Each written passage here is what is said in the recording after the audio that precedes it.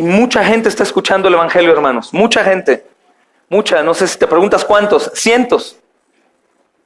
Cientos de personas escuchan semana tras semana. Y estamos con gozo imaginándonos cómo irá a ser el proceso de cada uno de los que está escuchando el Evangelio.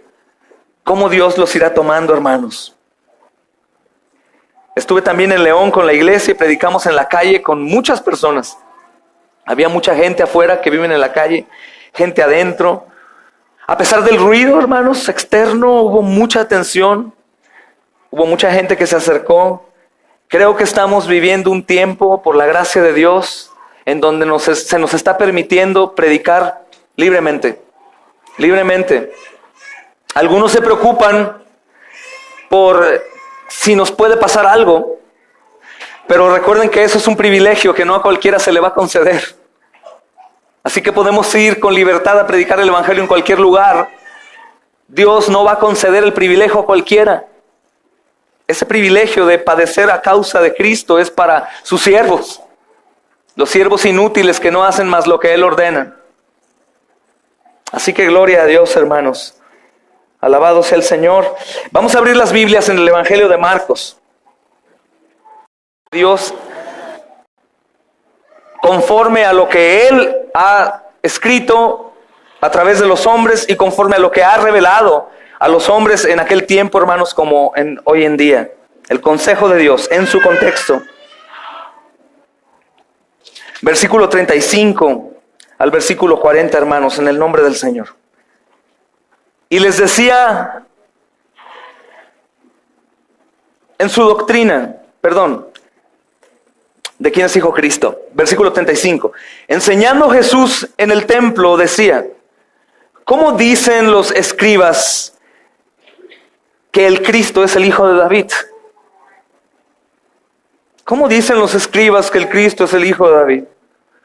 Porque el mismo David dijo por el Espíritu Santo, dijo el Señor a mi Señor, siéntate a mi diestra hasta que ponga tus enemigos por estrado de tus pies. David mismo le llama Señor. ¿Cómo pues es su hijo?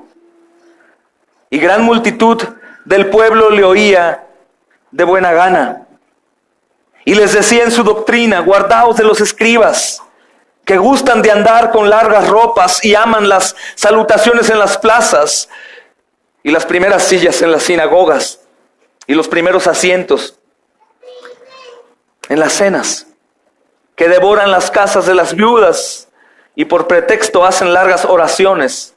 Estos recibirán mayor condenación. Amén. Amén. Hermanos, aún sigue siendo día martes. Aún sigue siendo día martes. El Señor, supongo, y sus discípulos deben estar algo cargados y cansados, hermanos. Justamente, ¿verdad, hermanos? Ya son muchas las preguntas malintencionadas que los religiosos han hecho. Son muchas las predicaciones que llevan.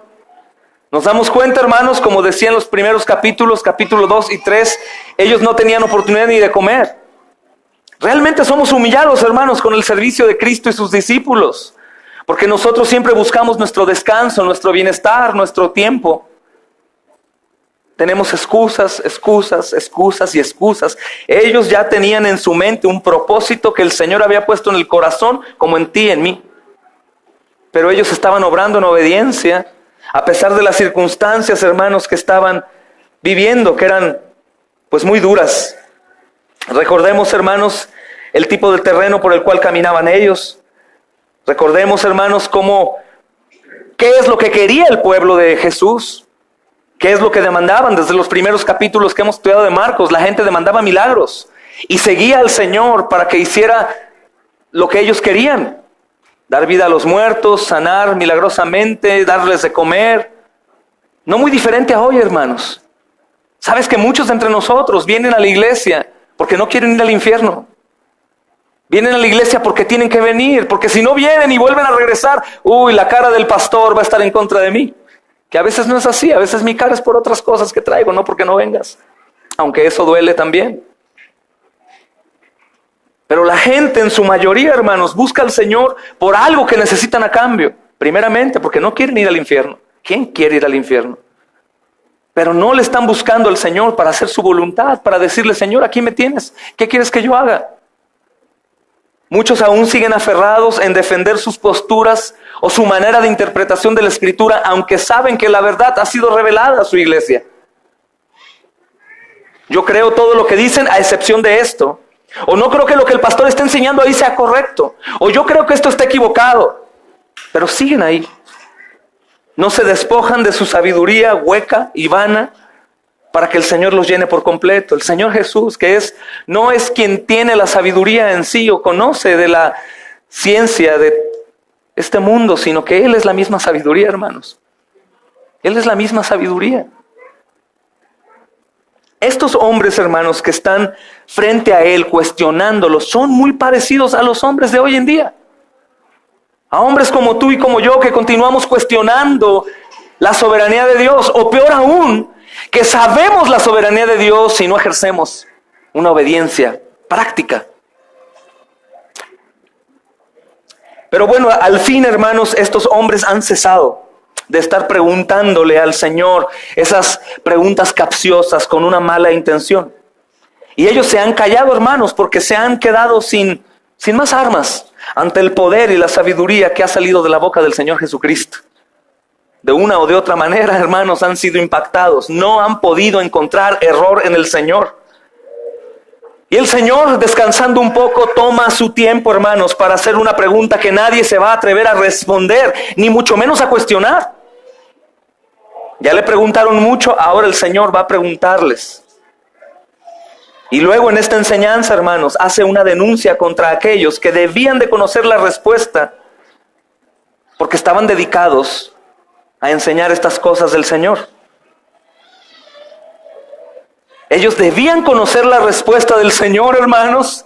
Debían conocerla porque ellos tenían la Escritura en sus manos.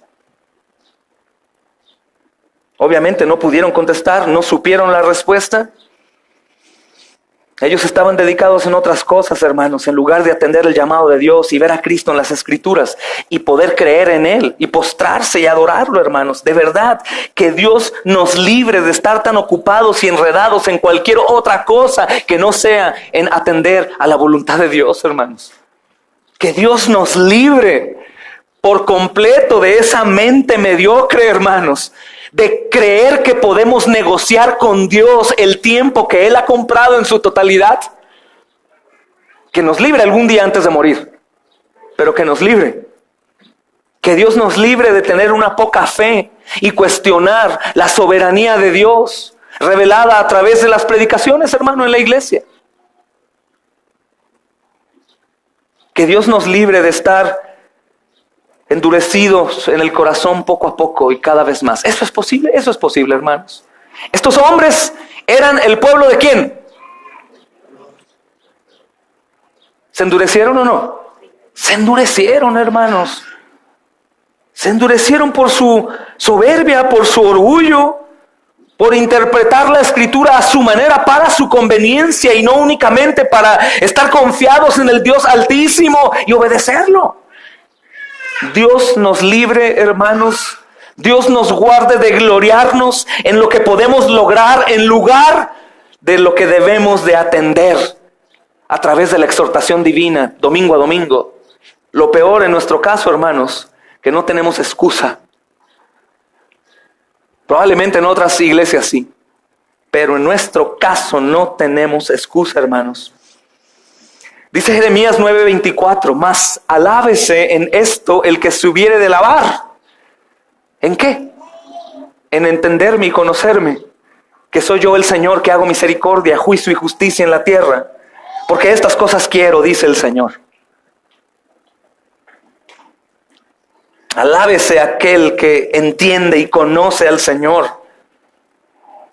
Por Cristo, hermanos. Entonces, la pregunta del Señor Jesús no es como las preguntas capciosas de sus enemigos. Los enemigos son pecadores y están tratando de encontrar algo en Jesús para matarlo, hermanos. Antes del tiempo que el Dios Todopoderoso tenía determinado para que muriera. Vuelvo a insistir esto por los que no han escuchado. Recuerda que las cosas que están sucediendo en la vida de Jesús no son cosas que están apareciendo de pronto. Todo ya estaba escrito y Jesús va caminando poco a poco en el cumplimiento de la voluntad del Padre. Lo mismo que tú y que yo. Toda tu vida está escrita por Dios. Él ha decretado todo lo que ha de ser a tu vida. Y si estás en Cristo, que ha sido hecho en Él, las obras que tú haces están preparadas desde antes de la fundación del mundo, solo para que andes en ellas confiadamente. El camino está trazado. Ya no es que nosotros tenemos que sacar una hoz o un machete y cortar las ramas con espinas del camino doloroso. No, ese camino ya lo caminó Jesús. Ya está el camino trazado, lleno de problemas y de circunstancias difíciles, enfermedades, probablemente pobreza, muerte, pero ya está trazado hasta el horizonte en donde está el sol, la luz, el sol de justicia. Hasta ahí, hermanos. Ya no tenemos que hacer un camino nuevo. Todo Dios lo ha hecho para que nosotros andemos en su camino. No podemos modificar el camino que Dios ha trazado para nosotros, hermanos. Pero podríamos ir en contra de su voluntad, por supuesto que sí. Tú lo has hecho durante mucho tiempo, igual que yo. Y padecemos, hermano. Padecemos por ello. Sufrimos por ello. Pagamos las consecuencias por ello. Estos hombres están en una condición terrible, pero no muy diferente a la condición que la misma iglesia de Cristo hoy está viviendo. Conoce y no da fruto. Conoce y no cree, conoce y no se entrega, sabe cuál es su responsabilidad, sabes cuál es tu responsabilidad y no la llevas a cabo más únicamente cuando estás de buen humor o cuando te sobra algo de tiempo para darle las migajas al Señor. A ellos no les agrada que el Señor haya llegado, hermanos, a sus vidas, como a muchos de nosotros tampoco nos agradó cuando el Evangelio mismo expuso nuestra vida pecaminosa e hipócrita y la sacó a la luz de los creyentes de la iglesia. El Evangelio, hermanos, Cristo mismo se aparece ahí y saca a relucir toda la hipocresía de la religiosidad del hombre. La pregunta de Jesús, hermanos, no es con una mala intención. Está apuntando a llamar a todos hacia Él, para que reconozcan que Él es el Cristo y que es mucho más que el Hijo de David. La Escritura nos ha dicho antes, ¿recuerdas? Los hombres que citaré adelante han declarado Hijo de David. La Escritura misma le ha puesto el nombre a Jesús de Hijo de David. Pero el Señor Jesucristo está aclarando este punto. ¿Sabes qué es lo más terrible? Que creo que si tú has estudiado estos pasajes nunca has visto. Parte del por qué el Señor está haciendo esto. El Señor hasta el momento ha sido sumamente cuestionado, aún siendo incuestionable, hermanos. Él es la verdad. No es una verdad, Jesús es la verdad. Y los hombres están cuestionándolo como si Él fuera un mentiroso. Es una ofensa terrible. Dios no miente, hermanos. No es hombre como nosotros para mentir. El Señor Jesucristo está en sus últimos días. Es día martes. Si sabes que en pocos minutos o horas va a ser crucificado. El Señor Jesucristo se detiene aquí porque estos hombres son los que ocasionan toda esta revuelta en su contra. Y el Señor Jesucristo se detiene y está muy atada esta pregunta a Isaías 53. Como cordero fue llevado al matadero. El Señor Jesucristo está haciendo como señales, diciéndoles en tipo advertencia: hey, ustedes saben que no simplemente soy un profeta o el hijo de David. Ustedes saben que yo soy el Hijo de Dios y ustedes me van a matar. No van a matar a un hombre como lo han hecho en Jerusalén o a un profeta. Van a matar al Hijo de Dios. Van a llevar prisionero al Hijo de Dios. Y el problema es que la Escritura declara que yo soy el Hijo de David, pero soy mucho más que un simple hombre. Soy el Hijo de Dios. Soy Dios mismo. Es lo que Jesús está enseñándonos, hermanos. Y es importante que nosotros entendamos esto que ellos no entendieron. Probablemente alguno por gracia pudo haber entendido. La Escritura no nos dice si en realidad de esas personas que están ahí, alguno entendió. Estudiamos la semana pasada que este saduceo es muy probable que fue alcanzado por la gracia de Dios al estar platicando con Jesús y al afirmar que Jesús tenía razón, ¿recuerdan? Pero esto nos llama mucho para preguntarte algo y responderte. ¿Tu idea acerca de Cristo, hermano, hermana, es la correcta?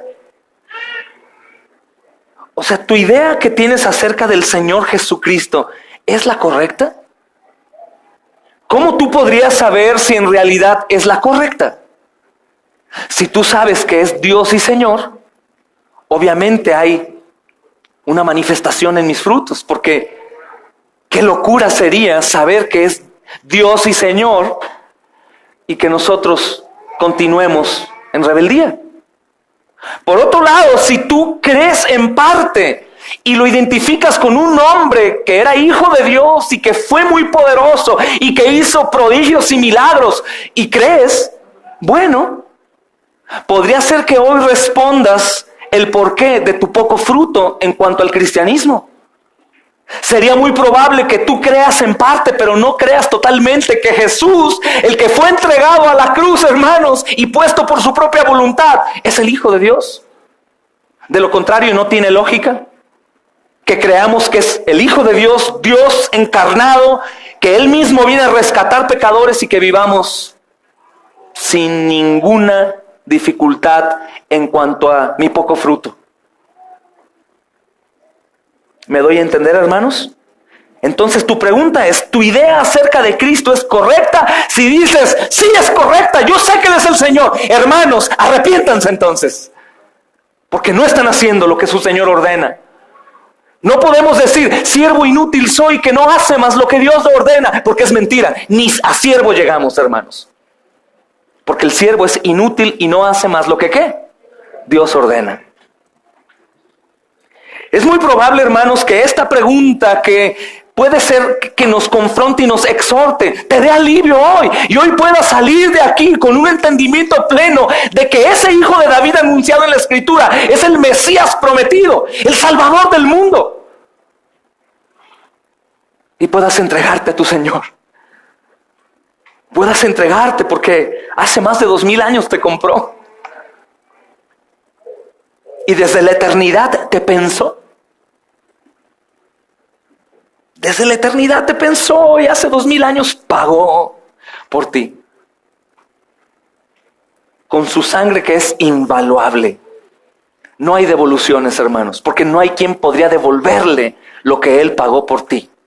Eso es bellísimo. Si fue capaz de eso, ¿de qué otra cosa no puede ser capaz el Señor de David?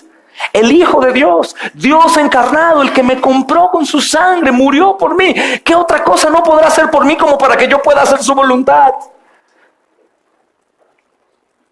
Hay una frase que nos ha impactado y la hermana Judith la menciona mucho y dice, Señor, danos lo que necesitamos para poder hacer lo que nos pides, o algo así, ¿no? Él lo puede hacer, todo lo que Él nos pide es posible de hacer porque Él nos da lo necesario para poder hacerlo, hermanos. Pero puede ser que hoy esta pregunta te pueda traer luz y entiendas, digas, bueno, es muy probable que dentro de mí no creo por completo que Jesús sea Dios. Porque si creyera estaría completamente pleno, creyendo que estoy en sus manos y que mi camino está trazado, que mis pasos van acompañados por Él, que Él va enfrente de mí, atrás de mí, a un lado, conoce mis pensamientos y todo lo que yo pueda pensar o hacer, Él lo conoce, hermanos.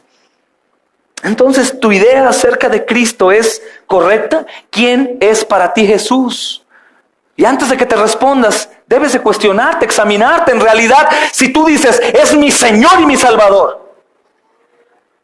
¿Estás seguro? ¿Y le has respondido como Señor y como Salvador? Eso es lo que el Señor está enseñando hoy, hermanos. Aquí en su tiempo, eso pasó algún día. Hoy, después de 2000 años, gracias a la sangre de todos los mártires, hoy podemos exponerlo. Gracias a la oración de Jesús en Juan 17, que hemos estado estudiando en León y aquí un poco. La oración de Jesús diciendo, Padre, no te pido solo por ellos, sino te pido por aquellos que van a creer a través de lo que ellos enseñen. Nosotros, hermanos, somos fruto de la oración de Jesús, del trabajo de los apóstoles, los discípulos y los mártires a lo largo de toda la historia, aún de los traductores de esta Biblia, hermanos, que la mayoría murieron derramando su sangre a manos de Roma, la mayoría de ellos. Entonces Jesús, hermanos, es el Mesías prometido como hijo de David. Ambas son correctas. Y en primer lugar, hermanos, como te decía, tenemos que cuestionarnos hoy, empezando. ¿Reconoces a Cristo como el Mesías prometido? ¿Reconoces a Cristo como el hijo de David? Esta es la manera, hermanos, como Dios revela a su pueblo que vendría aquel ungido que salvaría o que daría libertad a todo el pueblo de Dios, hermanos. Que vendría a dar su vida por su pueblo. Eso es algo tremendo. Y es algo que tienes que repetirte. Cristo murió por mí, Cristo murió por mí, Cristo murió por mí. Porque aún en nuestra falta de entendimiento, cuando estamos delante de la muerte, o si a alguno le ha tocado estar en un accidente, o ver gente agonizante, o gente sangrando, de inmediato cuando me ha sucedido a mí, que por gracia de Dios me permite orar por alguna gente en un accidente, en un hospital muriendo, lo primero que me imagino es ese momento de dolor, de sufrimiento, entre vida y muerte, de padecimiento, que es horrible, no se compara con lo que el Señor pasó. Porque cuando una persona muere en particular, muere para sí. Muere por ella, con su dolor, únicamente ella, ahí. Y el Señor Jesucristo murió y padeció todo, absolutamente lo de su pueblo. El Señor Jesucristo cargó en la cruz tu pecado, tu vergüenza, tu miseria, tu mentira, tu hipocresía, todo eso Él. El dolor que tú tenías que padecer, lo padeció Él. Pero cuando nosotros vemos, hermanos, la muerte cerca, debemos de pensar, y mi Señor Jesucristo esto lo pasó, multiplicado por millones de millones. Millones de millones. Esta persona que está muriendo aquí merece morir, porque es pecadora. Pero Jesús no merece morir. El Mesías prometido, hermanos, que dice Isaías 61, si quieren ir conmigo, es un buen texto para que lo tengan ustedes ahí. Isaías 61 dice, el Espíritu del Señor está sobre mí, porque me ungió el Señor, me ha enviado a predicar las buenas nuevas a los abatidos. Y ojo aquí, el decir me ha enviado a predicar las buenas nuevas a los abatidos, quiere decir, me ha enviado a morir. Porque si Cristo no hubiera muerto, hermanos, no hubiera existido la propiciación, la redención, la expiación. Me ha enviado a predicar las buenas nuevas a los abatidos, a vendar a los quebrantados de corazón, a publicar la libertad de los cautivos y a los presos apertura de cárcel. Podríamos malinterpretar esta escritura y llevarlo a lo terrenal. La gente que está triste porque está pobre, o la gente que está en la cárcel porque hizo un delito. No. Esto habla de aquellos pobres de espíritu, que son aquellos que aborrecen su pecado, su vida pecaminosa, odian su inactividad, odian su manera de pensar, de ver, y se sienten completamente lejos de una salvación. Estos son los quebrantados, los encarcelados, los pobres de espíritu. Los que se ven y dicen, ¿cómo yo podría llegar a vivir en el cielo por la eternidad? Es imposible, nadie me compraría menos Dios. Esos son los pobres en espíritu. Esos son los quebrantados. No los que, no tengo dinero. Pues no tengo el otro. Estoy dolido porque me hicieron daño. Esos son orgullosos. Son duros. Esta escritura habla de aquellos débiles, hermanos, que no saben qué hacer, que necesitan pastor para guiarles. Para esos vino el Mesías, aquellos necesitados, no los duros que se valen por sí mismos, sino aquellos que saben que nadie daría un peso por ellos. Incluidos muchos de nosotros, hermanos, en este paquete. El pobre de espíritu es aquel que el Espíritu Santo está haciendo la obra en él. Aquellos que aún dudan de su salvación, no por el Salvador, sino por ellos mismos. ¿Cómo yo podré ser salvo? No entiendo. ¿Cómo? Son aquellos que aborrecen la pecaminosidad, que aborrecen la mentira, que aborrecen el aborrecer a Dios, el no amarlo como deben de amarlo, que desean servir, dar, que se entregan. Son aquellos que parece que están queriendo comprar su salvación. Como alguien dice por aquí, así ha de ser su pecado, porque todo el día están sirviendo los hermanos. Quieren comprar su salvación. No, hermanos, son débiles de espíritu, pobres, y ellos desean agradar a su Señor y no saben qué más hacer. ¿Puedes imaginarte a un siervo que quiere quedar bien con su Señor? ¿Cómo lo atiende? ¿Cómo hace todo? ¿Se siente inmerecedor de su salario? Eso es, hermanos, este Mesías prometido como hijo de David. Esta es la manera en cómo Dios se reveló a su pueblo, que vendría este ungido, que es Cristo, que vendría a libertar por completo, hermanos, para salvar a su pueblo a través de su muerte. Entonces, la salvación de Dios en Cristo no está desconectada de la historia de su pueblo. Al contrario, toda la historia del pueblo de Dios da testimonio de esa promesa de salvación.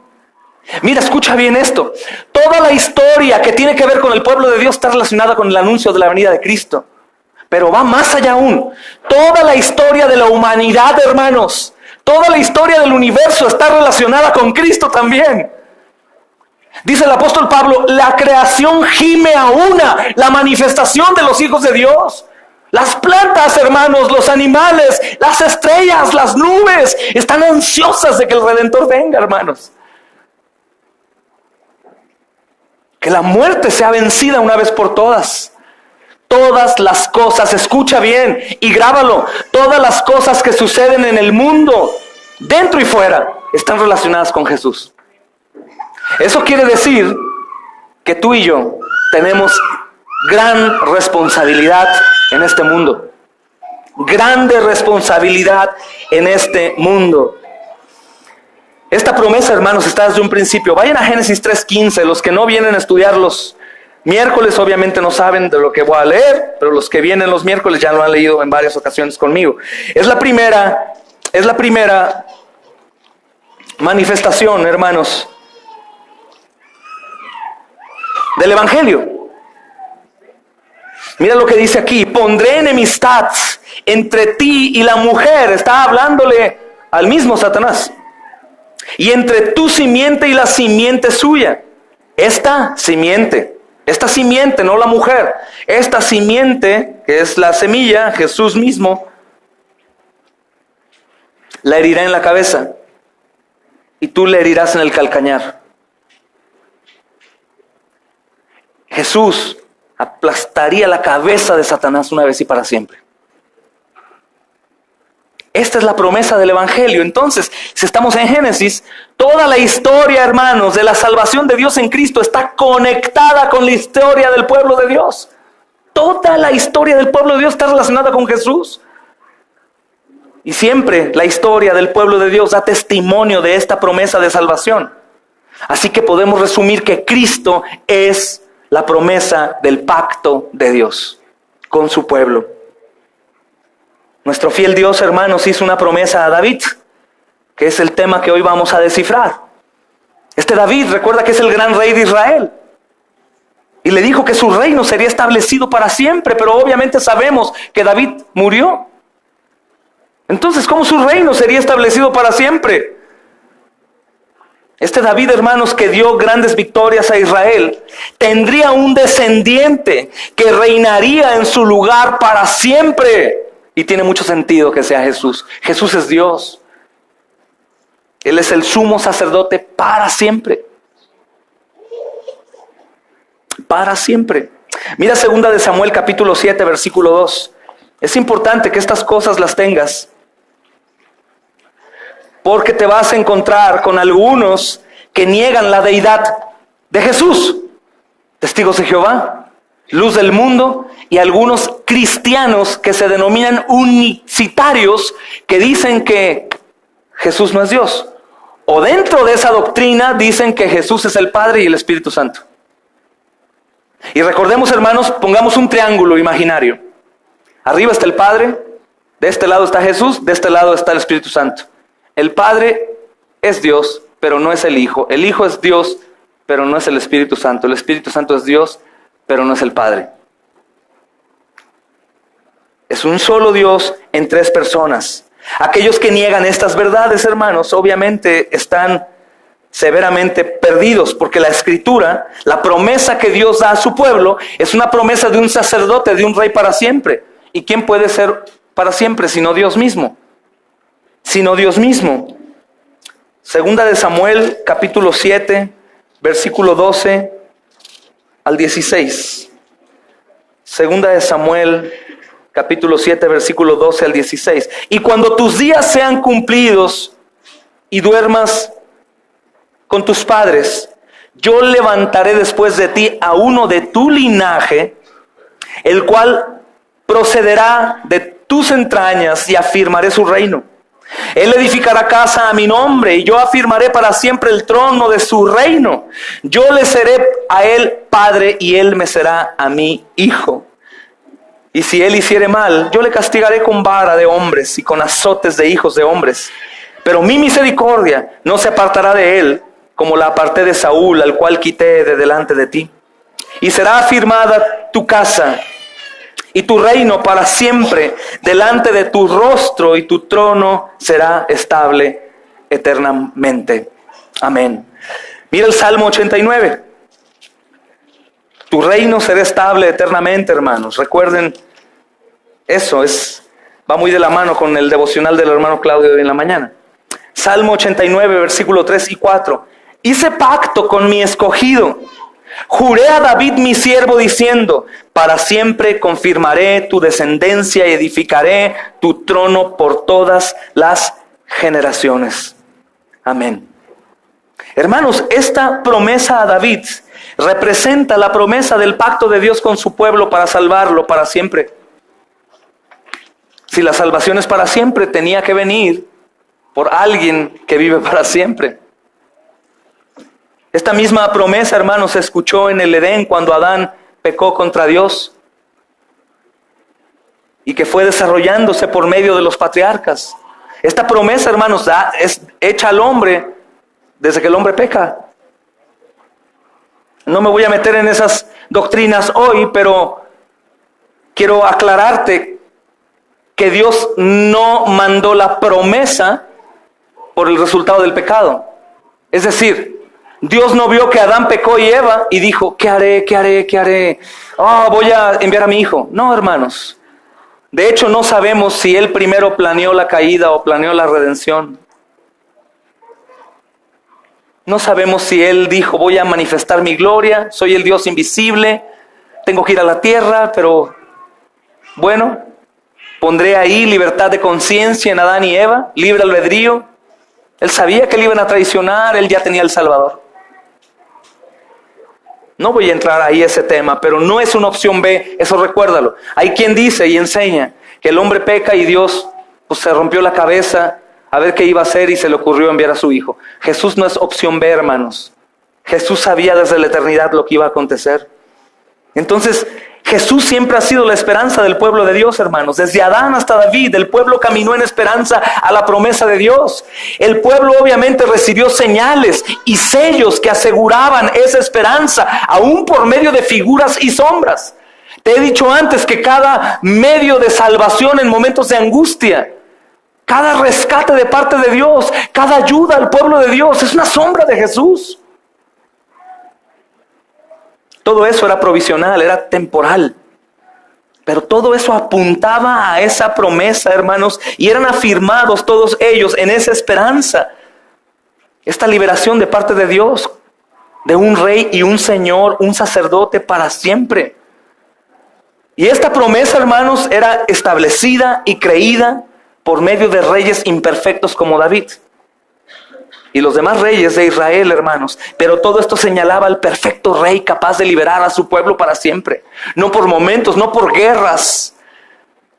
Aún el reinado de David, que fue hermoso, hermanos, y ganaban las guerras y conquistaban y ganaban. Eso tuvo un final, hermanos, físicamente hablando. Pero este rey que se esperaba era un rey que vencería para siempre. Un rey que aplastaría al maligno y que el único enemigo a vencer próximo es la misma muerte para los suyos. Él venció ya la muerte, hermanos. Porque sabemos que estos reyes no siempre lograron lo que ellos querían. Y algunos vieron en parte esa liberación. Y lo vemos bien, hermanos, en David y Salomón.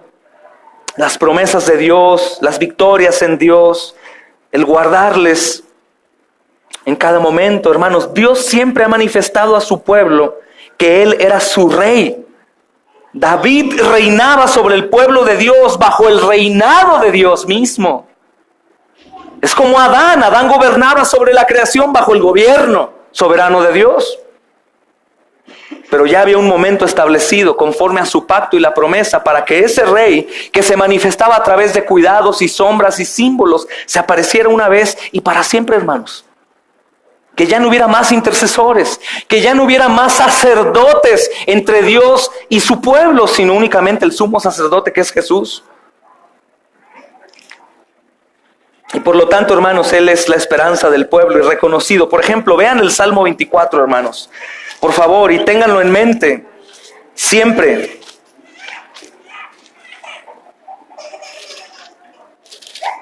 Dice, del Señor es la tierra y su plenitud, el mundo y los que en él habitan. Porque Él la fundó sobre los mares y la firmó sobre los ríos. ¿Quién subirá al monte del Señor? ¿Quién estará en su lugar santo? El limpio de manos y el puro de corazón, el que no ha elevado su alma a cosas vanas ni jurado con engaño. Él recibirá bendición del Señor y justicia del Dios de salvación. Tal es la generación de los que le buscan, de los que buscan tu rostro, oh Dios de Jacob. Esta pequeña porción, hermanos, está describiendo a Jesús, aquel que hizo todas las cosas, pero está describiendo otra cosa más. Él era el único que podía subir al monte santo, ¿verdad? El único que podía estar frente a Dios limpio de pecado. Hermanos, hemos dicho antes, Jesús mismo subió al monte Calavera para que nosotros pudiéramos subir al monte santo. El que tenía que recibir las bendiciones fue maldecido. El que era puro, santo, enteramente perfecto, fue hecho maldición por nosotros. Esa era la redención. La redención no podía llegar de otra manera o para otra cosa que no fuera para salvarnos de la eternidad en el infierno. Únicamente posible en Él. David no podía salvarme del infierno, hermanos. Solo Jesús. El único que puede reinar para siempre es Dios mismo, hermanos. Y esta es una doctrina que tienes que guardar, aunque dices, yo la conozco. Probablemente no tienes la defensa. Y cuando te enfrentes a uno de la luz del mundo, un testigo de Jehová, niegan la deidad de Jesús. Ellos dicen que bien, sí, vino, hizo una obra, pero Él no podría ser sacerdote para siempre a menos que fuera Dios mismo. Porque Dios únicamente es el eterno. No es un ser creado, hermanos. Y como te has dado cuenta en el estudio del Evangelio de Marcos, las obras, el testimonio del Señor Jesús nos dan fe a ti y a mí que es el Hijo de Dios. ¿Aún sabes qué es más grande, palpable, observacional? El testimonio de Jesús en tu vida. ¿Quién eras tú antes de escuchar el nombre de Jesús? ¿Cómo vivías tu vida? ¿Cómo amanecías los días? ¿Cómo caminabas? ¿Cómo pensabas? ¿Cómo hablabas? ¿Qué deseabas? ¿Cómo tomabas? ¿Y qué sucedió cuando el Redentor llegó a tu vida? Hermanos, todos aquí que creemos en Jesús podemos dar testimonio de que Jesús ha hecho una obra milagrosa en nuestras vidas. Pero sin eso no es suficiente, hermanos. Porque no es contar nuestro testimonio, sino lo que hizo Jesús en mi vida. Jesús es el que lleva la gloria. La Biblia nos da mucho testimonio y hemos leído desde el capítulo 1, hermanos. Las cosas que Él ha hecho, las obras, cómo enseñaba con tanta autoridad, el perdón de pecados, la sanidad de enfermos, liberación de endemoniados, resurrección de los muertos, el poner su vida, hermanos, para luego volverla a tomar. Todas estas son evidencias de que Jesús, hermanos, no únicamente era un rey, un sacerdote, un profeta, un hombre grande, Dios mismo, porque nadie es dueño de su propia vida sino Dios.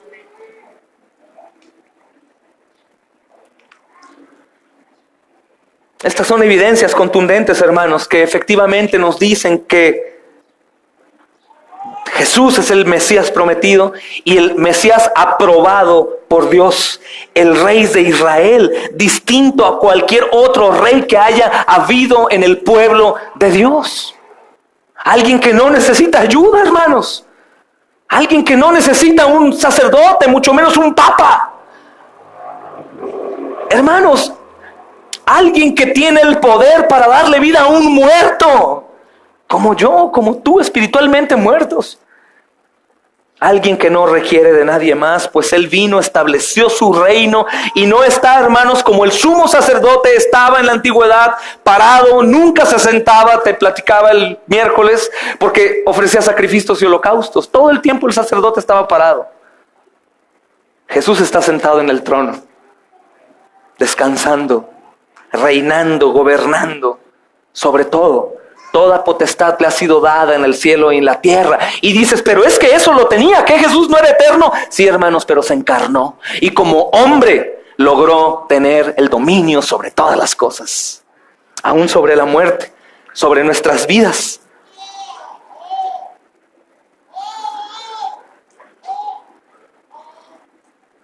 El único rapto secreto que existe en la Biblia, hermanos, es lo que el Señor hizo sin que nos diéramos cuenta. Nos dio vida juntamente con Cristo. Nos tomó de sorpresa sin pedírselo. Y nos dio vida en nuestro espíritu. Se reveló en la Escritura a nosotros. Nos rompió y continúa sanándonos. Ahora los que estamos en Cristo, hermanos, nos dolemos por las cosas que antes no nos dolían. Ahora los que estamos en Cristo tenemos una mente diferente a la que antes había. Ahora entendemos que hay un rey en nuestras vidas. Y los que somos rebeldes, somos humillados porque entendemos que hay un rey de nuestras vidas, un Señor de nuestras vidas. No vivimos ya libremente para hacer nuestra voluntad. Y dirás, pero es que Él nos hizo libres. Sí, libres de nosotros mismos. Éramos esclavos de nosotros mismos, esclavos de nuestro pecado. Hermanos, por eso los de entre nosotros, que aún siguen siendo esclavos de su propia voluntad, es que no han sido libres por Jesús o aún no han creído que Jesús ya los libertó. Es que no puedo con mi pecado, es que no puedo con esto. No puedes porque no crees. No crees que el Señor da libertad. No crees que el Señor abrió la celda. No será muy probable, te decía el domingo pasado, que estés dentro de la cárcel con la cárcel abierta. Podría ser, sal, sigue a Jesús y haz su voluntad, Él es el Rey. Esto está hablando el Señor a ellos, hermanos. Vemos en la Escritura que algunos clamaban a Jesús y lo identificaron como el Mesías. Yo dudo mucho, hermanos, que lo hayan identificado como el Salvador. Yo creo que lo identificaban como el sanador. Había algunos de por ahí y gritaban, ¡Hijo de David! Hijo de David, ten misericordia de mí. Bartimeo aún clamaba, Jesús, hijo de David, ten misericordia de mí. Pero sabemos que Bartimeo sí en realidad recibió gracia, porque hizo la voluntad de Dios.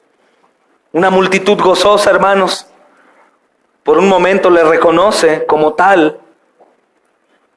Y Jesús ya no se opone a ese dicho, hermanos, reconocimiento, porque ya estaba caminando hacia la cruz. Pero él sabía que el reconocimiento de Marcos capítulo 11, versículo 9 y 10, no era fiel en su totalidad. Muchos estaban haciéndolo porque querían algo a cambio o porque no querían perder a lo mejor algo. Dice, los que iban delante de él y los que venían detrás daban voces diciendo, Hosana, bendito el que viene en el nombre del Señor. Bendito el reino de nuestro padre David que viene. Hosana en las alturas, envía ayuda, salva hoy. Hosana es eso.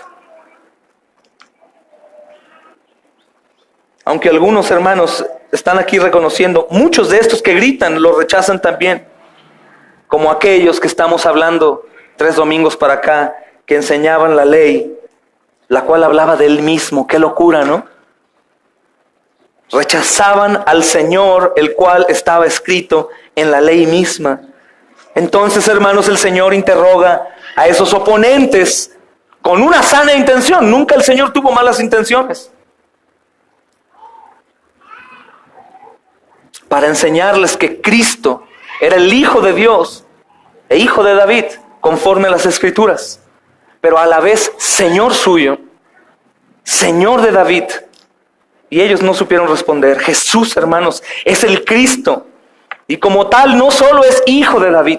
Jesús es el cumplimiento de la promesa de Dios. Nosotros estamos viviendo en un tiempo de demasiada bendición. Ya no estamos como aquellos que esperaban Aquellos mártires que vivieron una vida santa, hermanos, predicando el evangelio o los profetas sin ver la promesa. Dice el libro de Hebreos, te ruego lo leas, acerca de los hombres de fe. Andaban perdidos, escondiéndose en cuevas, cubriéndose con pieles de animales. Muchos eran cortados en pedazos, sacrificados de la peor manera. Muchos decidían no ser libertados a fin de obtener mayor recompensa en los cielos. ¿Qué los sostenía? La promesa del Señor, el Mesías que estaba por llegar. Pero ¿qué crees? El Mesías ya vino hace 2000 años. Nosotros ya podemos ver testimonio de Él.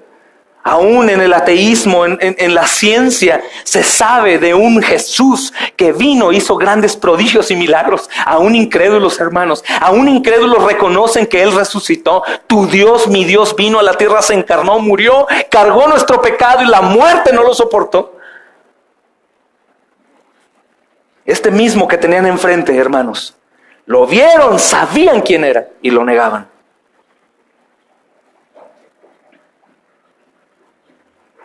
Legalmente hijo de José, hermanos. Legalmente hijo de José, de María. Así nació Jesús, de acuerdo como nos relata la genealogía del Señor. En Mateo 1 al 17 viene la genealogía de Jesús y precisamente ahí nos damos cuenta que viene de David también, de la tribu de Judá. Pero no únicamente es un descendiente o hijo de David, es el Señor de David, hermanos. Y esto es algo importante. En el cuestionamiento, el Señor, hermanos, usa un salmo reconocido por los mismos escribas como un salmo mesiánico. Ellos se sabían más este salmo que cualquier otro, más aún que el 118, que era un canto que ellos levantaban. El Salmo 110, hermanos, ilustraba la grandeza del Hijo de David. Este salmo es importante que lo conozcas. A lo mejor muchos nunca lo han visto desde la perspectiva correcta. El Salmo 110, hermanos, mira la declaración que hace. Previamente lo leímos en el Evangelio. Dice, es David mismo, inspirado por el Espíritu Santo. Toda la Escritura es inspirada por Dios. No olvides eso. Dice, el Señor dijo a mi Señor. El Señor dijo a mi Señor. En el original, el primer Señor no es igual que el segundo Señor. Es como decir, el Señor grande, el Padre, dijo al Señor Hijo, supongamos. Adonai es el segundo Señor. Siéntate a mi diestra. El Señor dijo a mi Señor, dice David, siéntate a mi diestra. Es extraño, hermanos, porque David era el rey y en la tierra no tenía un Señor, ¿estás de acuerdo? El Señor, Dios Todopoderoso, Yahvé o Yahweh, que es el innombrable porque no tiene vocales y ha sido una traducción. Tanto el nombre de Yahvé como Jehová es traducción. No es el nombre que está escrito en los originales. Es el innombrable, sin vocales. Dice, siéntate a mi diestra hasta que ponga tus enemigos por estrado de tus pies. El Padre le dice a David lo que le dijo al Hijo. Siéntate a mi diestra. ¿Dónde está sentado Jesús? A la diestra del Padre. ¿Hasta cuándo, Señor? Hasta que ponga todos tus enemigos por estrado de tus pies. El Señor enviará desde Sión la vara de tu poder. Domina en medio de tus enemigos. Tu pueblo se te ofrecerá voluntariamente en el día de tu poder, en la hermosura de la santidad. Desde el seno de la aurora tienes tú el rocío de tu juventud. Juró el Señor y no se arrepentirá. Tú eres sacerdote para siempre según el orden de Melquisedec. Melquisedec, hermanos, tú eres el sacerdote para siempre. ¿Quién podría ser sacerdote para siempre sino Dios? Jesús mismo. El Señor está a tu diestra. Quebrantará a los reyes en el día de su ira. Juzgará entre las naciones, las llenará de cadáveres, quebrantará las cabezas en muchas tierras, del arroyo beberá en el camino, por lo cual levantará la cabeza. Hermanos,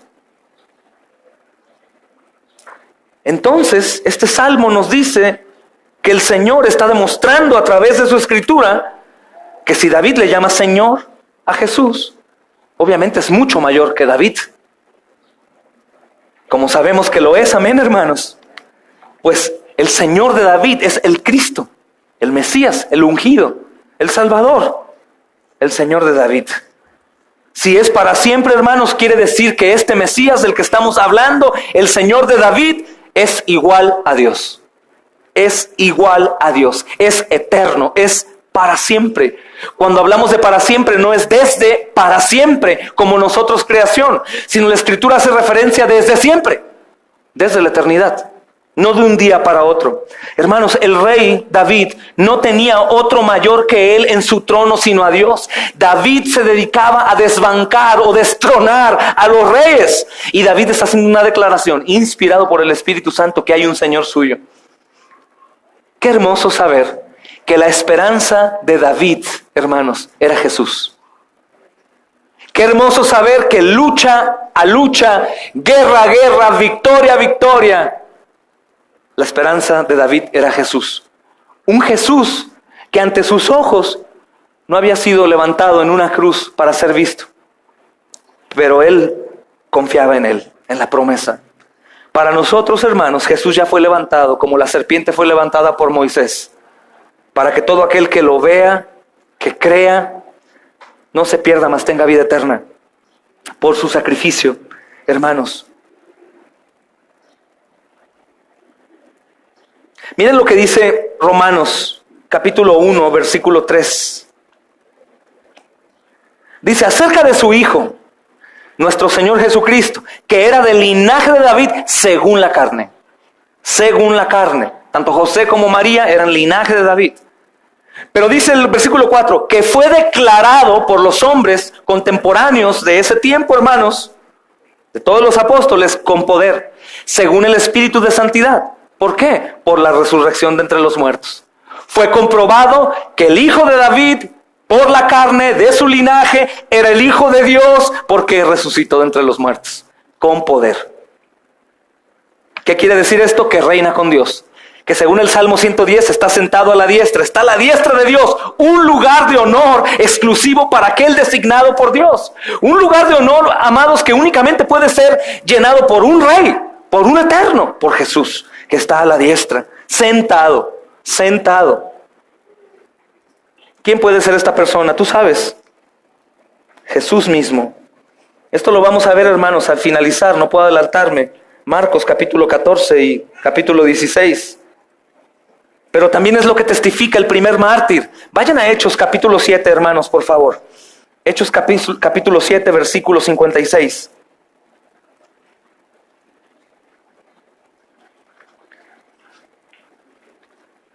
Tengo la sospecha, hermanos, que algunos podrían decir, pero es que espérame, yo ya sé que Jesús es. Te pido que no olvides la pregunta que te hice al principio. No te olvides de la pregunta que te hice al principio. Si es en verdad, si crees en verdad, ¿qué pasa como consecuencia? Podría ser que hoy seas grandemente bendecido al confirmar con la Escritura que jamás regresa vacía estas cosas. El primer mártir, hermanos, Esteban, dijo, he aquí, veo los cielos abiertos y al Hijo del Hombre, ¿recuerdas esa enseñanza de Daniel 7? El Hijo del Hombre, Jesús, que está a la diestra de Dios. Confirmado por Esteban, a punto de morir, perdonando a sus angustiadores, ve el cielo abierto y ve a Dios Padre con Dios Hijo sentado ahí, a la diestra.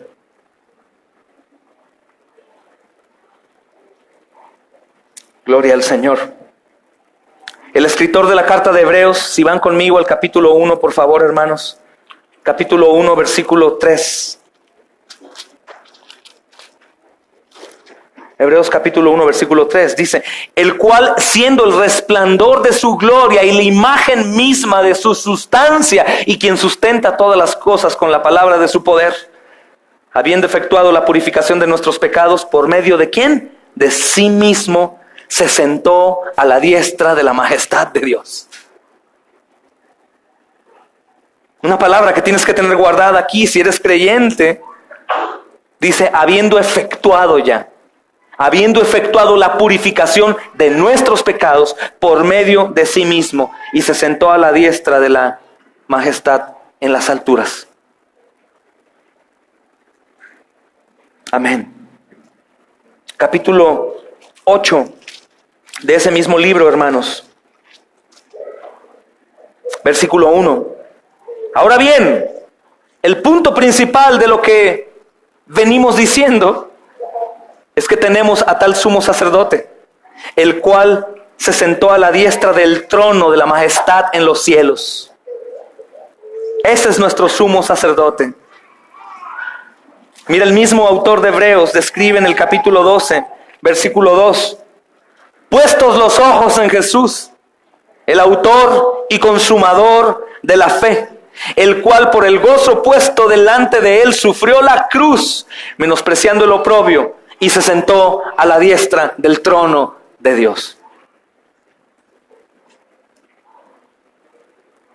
Hermanos, ese es el Cristo del que hablan los escribas sin entender. Este es el Cristo que está enfrente de ellos, del que profetizó David. Es el Cristo anunciado desde el Génesis, hermanos. Cuando digo Cristo, hablo del Mesías, del ungido, el prometido, el Salvador. Y está enfrente de ellos. Ellos están, hermanos, viéndolo. Y ¿sabes qué es hermoso? Hoy está en medio de nosotros por su Espíritu y por el poder de la palabra. Aquí, y de la misma manera como esos hombres a los cuales criticamos, a los escribas, qué locura, estaban enfrente de ellos. Es la misma locura para nosotros, porque sabemos que Él ya fue crucificado, sabemos que Él ya resucitó, sabemos que la misma palabra da testimonio de Él. Sabemos que domingo a domingo está aquí, hermanos, como en cualquier otro lugar en donde 2 o 3 creyentes se reúnen. Sabemos que está en las iglesias, en aquellas iglesias que guardan el orden conforme a su voluntad, que tienen temor, hermanos. Que el Señor está, hermanos, presente, demostrando su señorío, demostrando su suprema victoria, sermón a sermón. Y que todas las personas, hermanos, algún día doblarán sus rodillas delante de Él. Y para muchos será tarde para creer, porque muchos estarán como polvo bajo sus pies. Esto, hermanos, así como lo hizo con los escribas, debe estremecer a todo burlador, debe estremecer a todo religioso, debe estremecer a todo santurrón, debe estremecer a todo hipócrita, a todo mundano, debe estremecer a todo mediocre. Aún debe estremecer al pueblo de Dios, hermanos. Esto debe estremecernos, hermanos, que es el Rey de la gloria.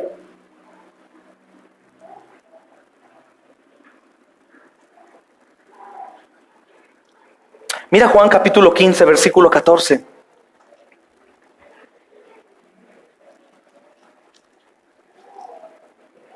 Juan capítulo 15, versículo 14.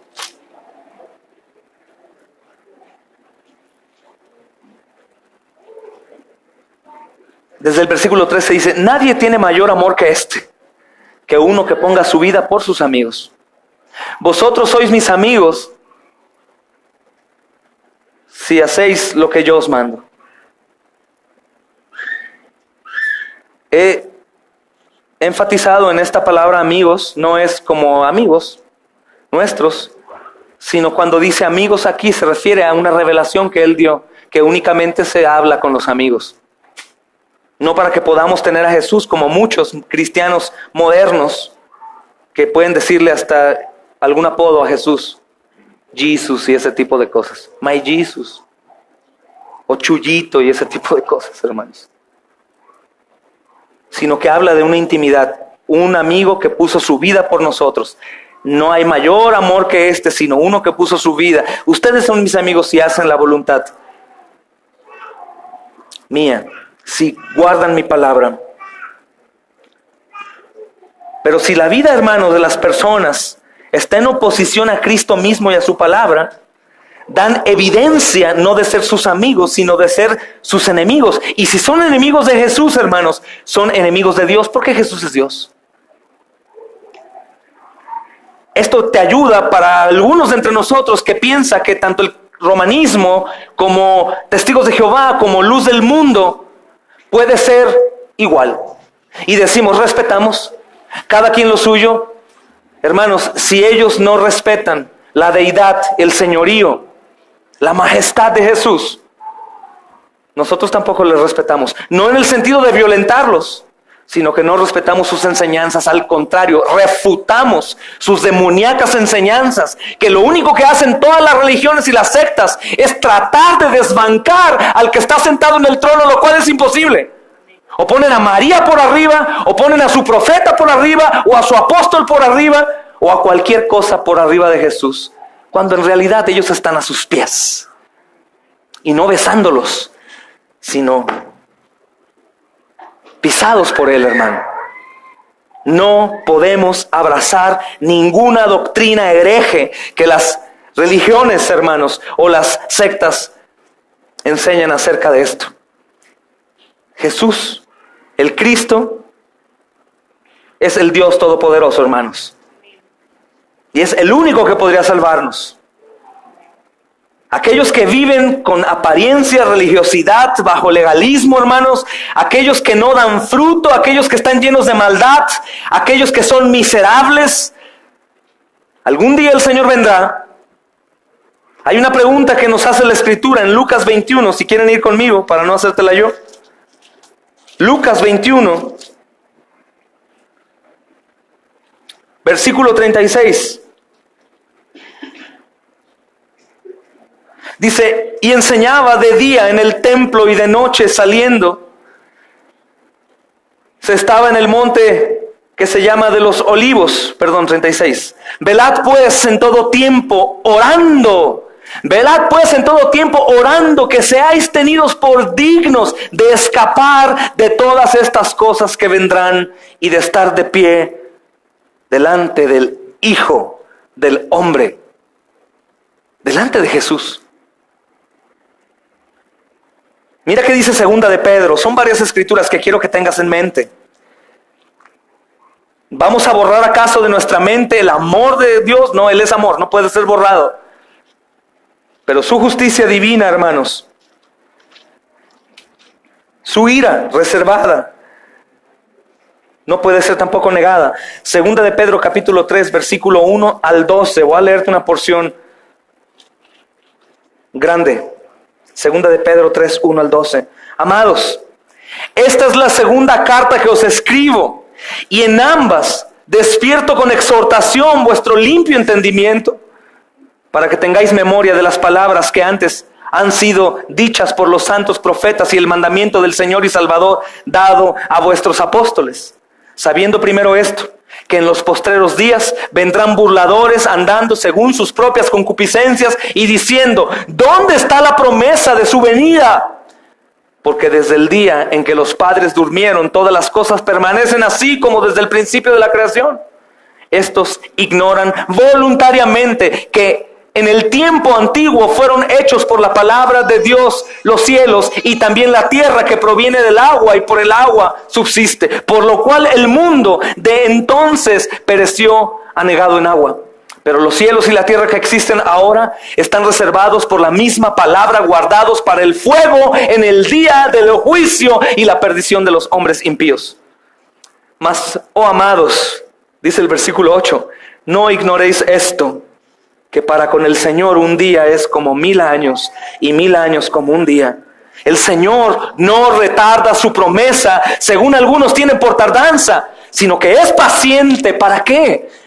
Hermanos, para que ninguno perezca, sino que todos procedan al arrepentimiento. Todos procedan al arrepentimiento. Pero el día del Señor, hermanos, no el Señor, el día del Señor, como ladrón en la noche, vendrá, en el cual los cielos pasarán con gran estruendo, y los elementos ardiendo serán desechados, y la tierra y las obras que en ella hay serán quemadas.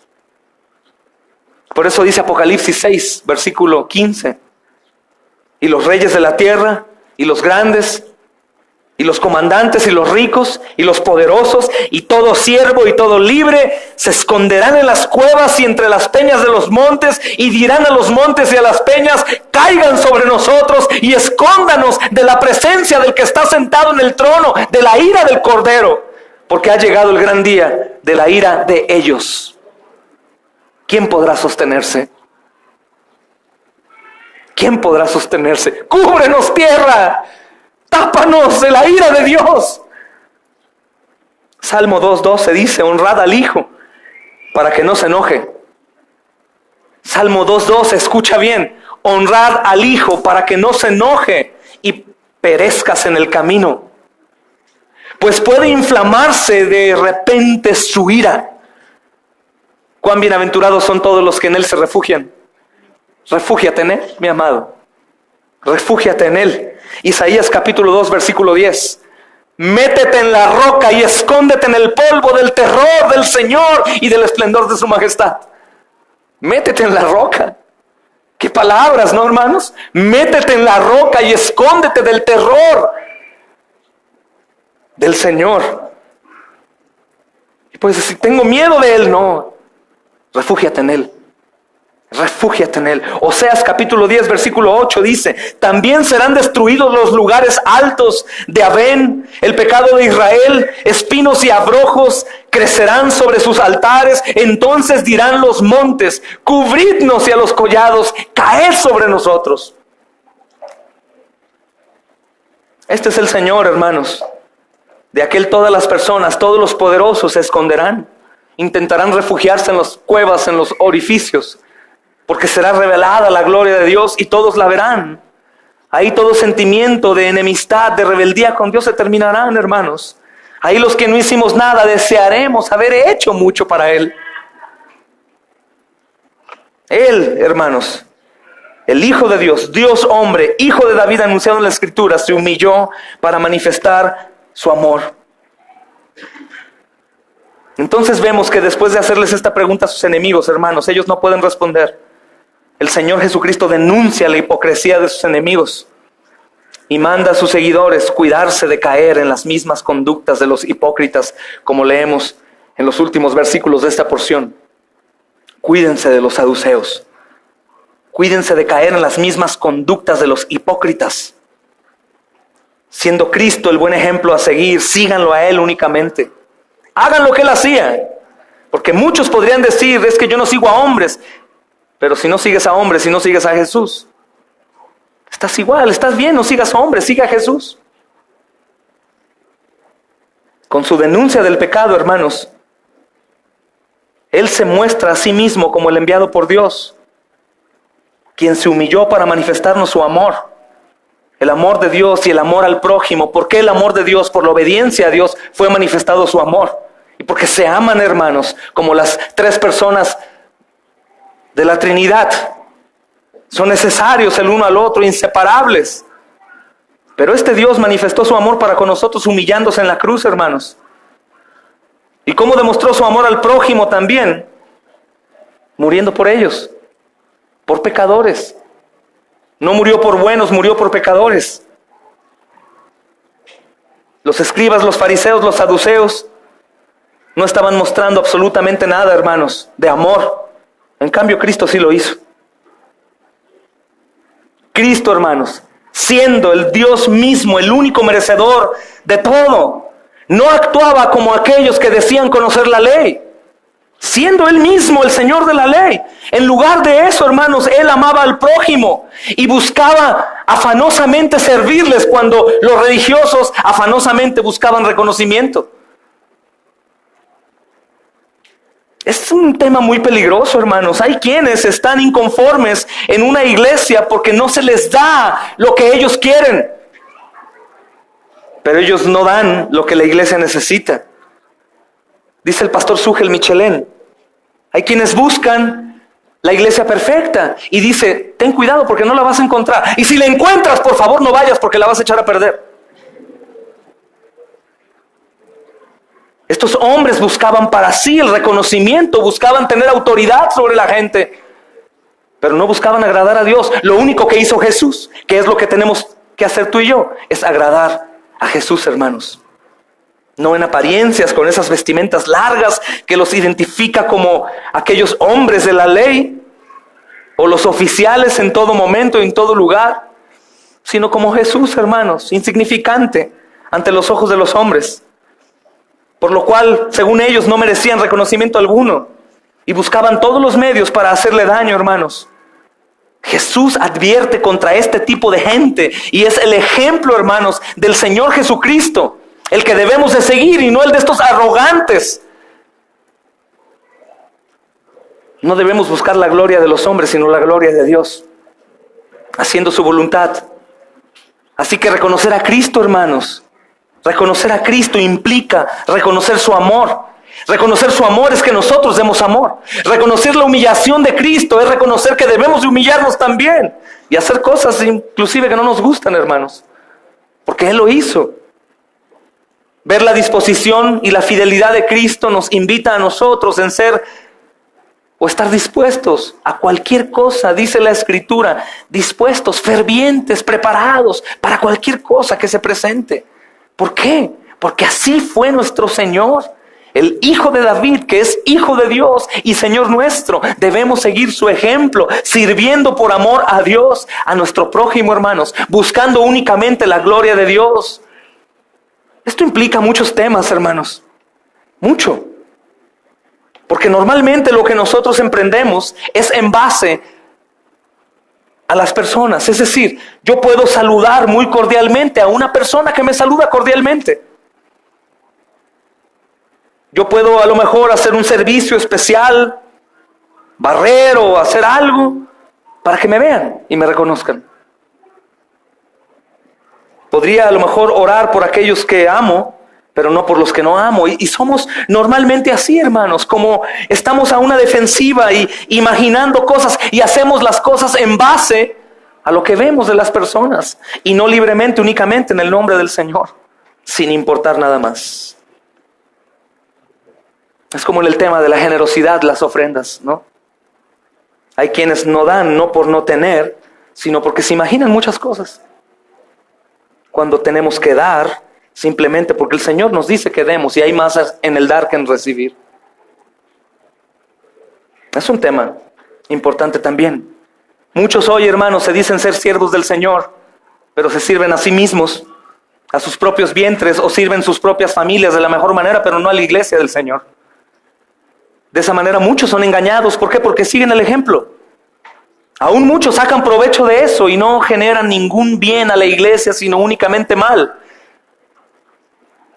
¿Acaso no hemos visto, hermanos, el mal que se ha hecho al pueblo de Dios, que por el mal ejemplo de unos, los otros pagan las consecuencias? Por ejemplo, el evangelio de la prosperidad, en donde el único que prospera es el pastor del evangelio de la prosperidad, o los líderes que están inmiscuidos ahí, que toman el dinero de la gente incauta y piensan ellos hacer trueque con Dios. Dale, pacta con Dios, da dinero. Pero no ha hecho mal esto al pueblo de Dios, hermanos, que algunos ya vienen raspados de esa doctrina y por eso no manifiestan su generosidad y no apoyan financieramente a aquellos que por testimonio están sirviendo a Dios. No lo vayamos a consentir mucho, no vaya a ser que se envanezca, mejor que padezca, que trabaje por fe, ¿no? Que confíe en su Dios, Dios le va a dar. A ver si es cierto. Es un daño, hermanos, que se hace el no seguir de ejemplo a Jesús y seguir a los hombres. Que la intención de Satanás es esa, tratar de confundir, de destruir la esencia de la iglesia y hacer una locura de ella, hermanos. Cuando todos en la iglesia somos el cuerpo de Cristo, todos recibimos dones distintos para edificación de la iglesia, todos son necesarios en la iglesia, no para Dios, sino en la iglesia. Cada uno dando de sí lo que mejor puede y tiene para la gloria de Dios, sin esperar nada a cambio. A fin de cuentas, aquellos que se entregan algún día llegarán a la presencia del Padre y el Padre les dirá: bien hecho, hijito, bienvenido a casa. Ahora sí aquí hay fiesta. Ahora sí reconocemos lo que tú has hecho. Y esto es lo que el Señor nos advierte en los últimos versículos, hermanos. Que ese tipo de religioso, esos escribas, al igual que los falsos maestros, solo buscan lo suyo en lugar de buscar el beneficio de lo que Dios puso bajo su cuidado. Pero estos, hermanos, no pasarán desapercibidos, sino recibirán mayor condenación. Su condenación no se tarda, es tan cierta como la venida del Señor Jesucristo, de la cual hablamos en estos textos. Y esa venida del Señor Jesucristo no será hermosa como muchos creen, que subirán a los edificios y los recibirán con cartulinas: bienvenido Jesús, con globos y pancartas y gritos de júbilo y chiflidos. Será terrorífica. Será terrorífica el gran día del juicio, donde los muertos resucitarán, hermanos, y donde unos por su voluntad y solo por su voluntad serán puestos a la derecha y los demás serán puestos a la izquierda, y sus ángeles los llevarán y los echarán al lago de fuego, al crujir de dientes. Y muchos dirán: Señor, ¿no hicimos prodigios y milagros en tu nombre? Apártense de mí, hacedores de maldad, nunca les conocí. Eso dirá Jesús, hermanos. Creo, hermanos, que nosotros debemos de arrepentirnos. Y yo sé que es algo difícil, es gracia también lo que necesitamos. Pero tú debes arrepentirte de la tibieza, debes arrepentirte de la mundanalidad, debes arrepentirte de la hipocresía, debes arrepentirte de los muchos pecados que se manifiestan con tu manera de vivir, que haces en lo oculto, pero que dan fruto en lo público. Debes arrepentirte, estás a tiempo, hoy respiras. Probablemente aquí entre nosotros haya algunos que no han creído jamás en Cristo. Hoy es día para que creas. Hoy es día para que te arrepientas y creas que ese Hijo de David es el Hijo de Dios, Señor y Mesías, anunciado desde la eternidad, y que Él por su propia voluntad subió a la cruz con la intención de salvarte de una condenación eterna en el infierno. ¿Y cómo puedes ser salvo? Arrepiéntete y cree. Así de fácil seré salvo. Arrepiéntete y cree que ese mismo Señor que vino y murió en la cruz resucitó, y que ese mismo Señor que resucitó pronto viene a juzgar a vivos y a muertos. No ha venido aún. Estás a tiempo.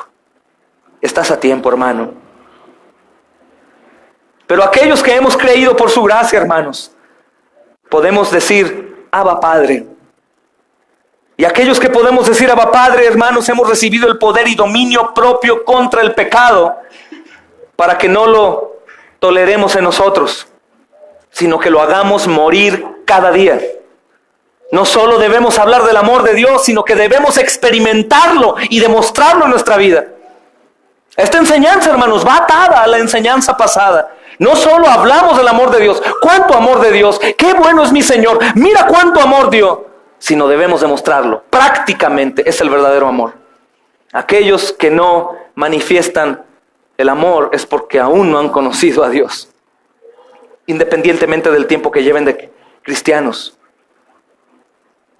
Debemos experimentarlo, hermanos, pero definitivamente, para terminar, no podemos dar algo que no tenemos. De lo contrario, seríamos solo apariencias. ¿Y de qué sirve vivir, hermanos, con frutos muy frondosos, con árboles muy frondosos, pero sin fruto? ¿De qué serviría si seremos secos? Cristo, hermanos, vivió en fidelidad a la misión dada por su Padre, y Cristo nos demanda a nosotros que de la misma manera vivamos en fidelidad a la misión que nos ha encomendado. Cristo vivió fielmente y con verdadero amor al Padre. Cristo nos dice que nosotros vivamos fielmente y con amor al Padre. Pero muchos, como estos hombres, en su rebeldía, rechazaron el amor del Señor, que les fue manifestado en la persona misma de Jesús. Muchos hoy en día podrían rechazar la Escritura por ser hablada a través de un miserable como yo. ¿En realidad quieres que Dios mismo te hable frente a frente? ¿O prefieres que te hable a través de un hombre en lo que estás a tiempo? Gloria al Señor, hermanos, que no ha venido aún. ¿Cómo puedo lograr yo esta vida que Jesús logró? Porque la misma gloria que el Padre le dio, no la dio a nosotros. ¿Puedo humillarme? Puedo humillarme. ¿Puedo arrepentirme? Puedo arrepentirme. ¿Puedo actuar en bien a favor de la iglesia? Puedo hacerlo, hermanos. ¿Puedo hablar su evangelio? Puedo hablar su evangelio. ¿Puedo mortificar el pecado? Puedo mortificar el pecado. Todo aquel que dice que no puede, está diciendo que la obra del Señor Jesús está incompleta, lo cual es una mentira satánica. La obra del Señor Jesús es completa para salvar, pero antes para regenerar, para santificar. Hermanos, el Señor Jesús es el Hijo de David, que Dios prometió a su pueblo, y es un libertador completo, de inicio a fin. Este Hijo de David es el Señor de David, porque es Dios mismo. Aquel que sinceramente ha venido a manifestar el amor de Dios. ¿Cómo lo manifestó? Muriendo en la cruz, pero antes sirviendo, dándose a sí mismo, hermanos. No hay mayor amor al prójimo que darle a conocer con nuestras acciones, actitudes, dichos y hechos esta buena noticia del perdón de Dios, del Mesías prometido, sacrificado en la cruz por su propio Padre, por amor a nosotros. y la nueva vida que esto trae. Pero hay una advertencia, hermanos, además, que aquellos que rechazan su amor, que aquellos que rechazan su consejo, un día recibirán su justa condenación. Oremos.